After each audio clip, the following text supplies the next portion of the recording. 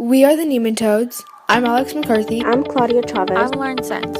Doing our project on pesticides and chemical sprays. We chose this topic because there's a lot of controversy on how we use them. Our central question is, should pesticides be banned and are they vital to our produce production? Our hypothesis is that we believe that pesticides are very dangerous because they are used in our produce and they can cause a lot of health issues. How would you feel with a side of toxic spray on your produce on your next meal?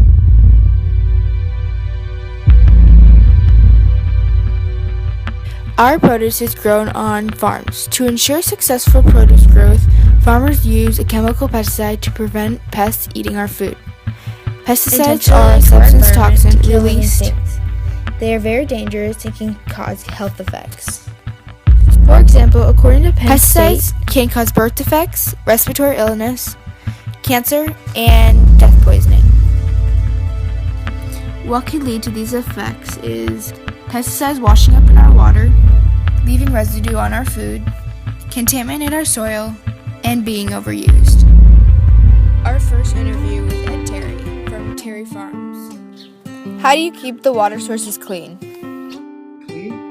They better be clean coming out of the soil, out of the ground. We don't use it. So we test our water wells almost monthly. We check for fecal coliforms and other types of pathogens that could be in the water.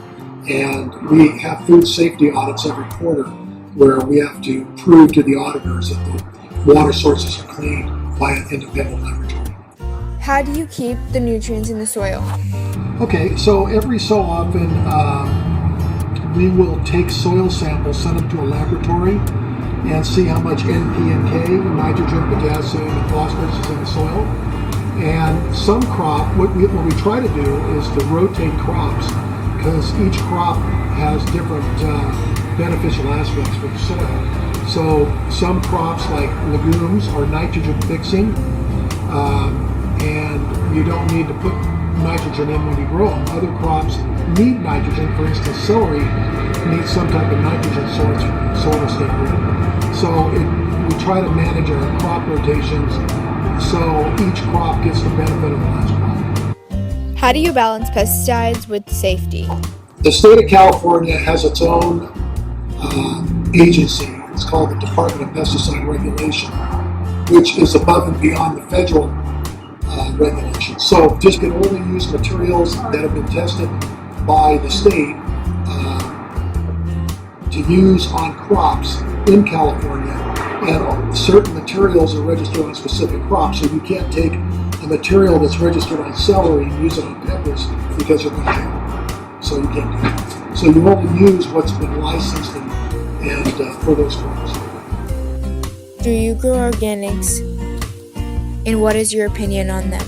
We have some blueberries that probably are organic, but we don't certify them as organic because of some of the fertilizers we like to use in them. They don't get sprayed, but organic, I'll give my 2 cents worth of organic. A lot of people like to buy organic products. That's not a problem, but there's organic foods, quote unquote. There's no science backing it up. So people will be really happy that they're buying an organic stalk of celery. But when you look at a gas chromatograph, there really is no difference between a stalk of organic celery and a stalk of conventionally grown celery. In fact, right now, you've probably read in the newspaper, there's an insect called the Asian citrus psyllid that is attacking citrus trees here. And it's such a devastating pest that it can transmit a disease called HLB, and that HLB will kill the tree.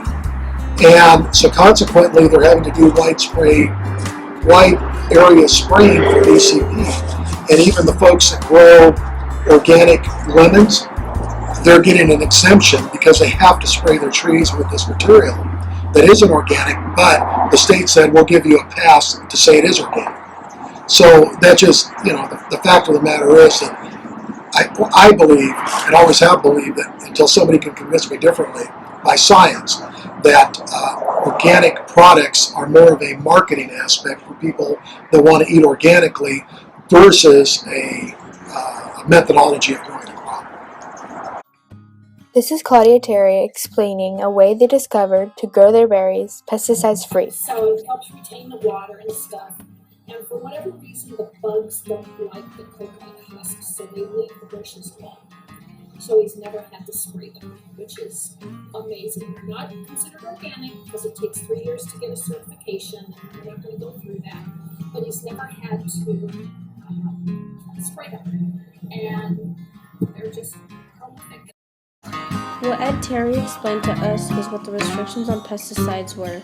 He also shared how terry berries kept our soil and water supply clean. He informed us of his opinion on organic farming, which we thought was very interesting because we learned that even organic farms need some sort of pesticide. This is Jason Tamai from Tamai Farms. How do you control the amount of pesticides that go on your crop? Each pesticide has a label that tells you the maximum, minimum, and how much you can use. So you go by what's the label, which is set by California Department of Pesticides. You can't just go hog wild and spray every day forever. Someone will get sick or you'll kill one plant.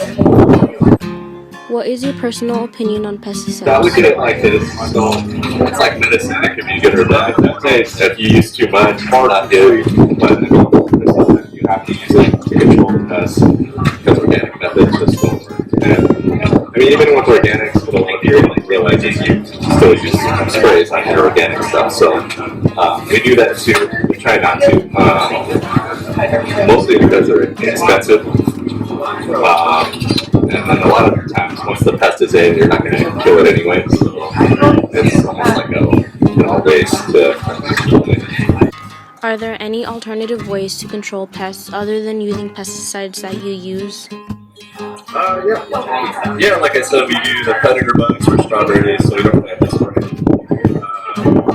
Organic chemicals do work. The biggest thing for us is you get the outbreaks when they're small. Once they get big, no matter how much you spray or what you spray, it's not going to do anything. Jason also states that pesticides do get used on organics. He also explains how much of the pesticide goes on the crop. He gives us his opinion on pesticides. This is Michael from H&M Farms, certified as organic. Do you think pesticides are good or bad? Well, you can't grow crops without some type of pesticide, but it's whether you're using synthetic or non-synthetic. So non-synthetic pesticides are definitely the best way to go. Synthetic pesticides are damaging and cause sickness in humans. How are some of the other farmers using pesticides?